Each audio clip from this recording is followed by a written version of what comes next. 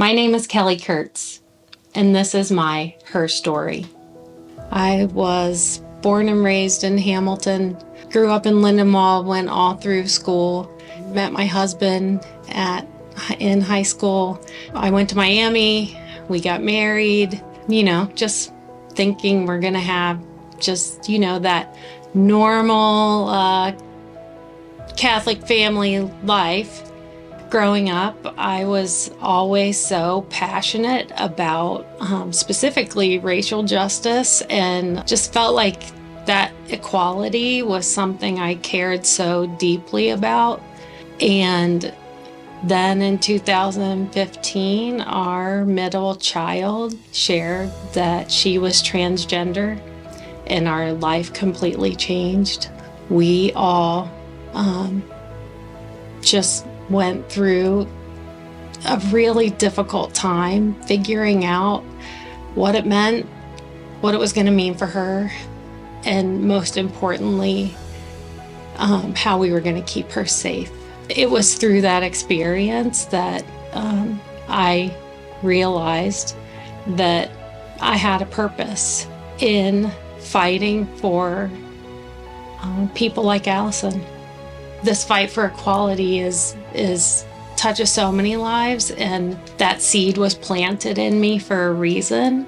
I just never imagined that this was going to be our fight. My mission is just to be there to support other families.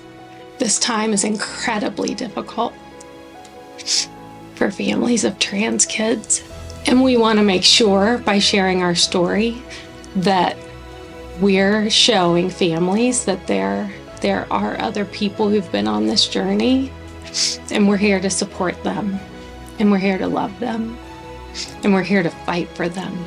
And so because of our experience, I started Grace Changes Things, which is an online resource for people who love trans kids, parents, guardians, caretakers, because the last several years, it's just been incredibly difficult to find trusted resources online. And we wanted to be sure that they would have a place to go and know that they could count on that information to be factual, to be helpful, and to be fully vetted as a safe space. So I like to say that Grace Changes Things really provides a soft place to land for people who love trans and non-binary kids.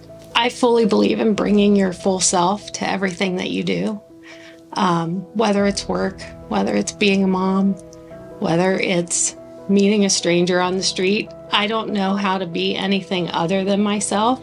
And in so many ways, that's all we're asking for other people to think about and recognize when they hear or meet a transgender person, when they hear about trans issues. These are just people. They're people trying to just be people.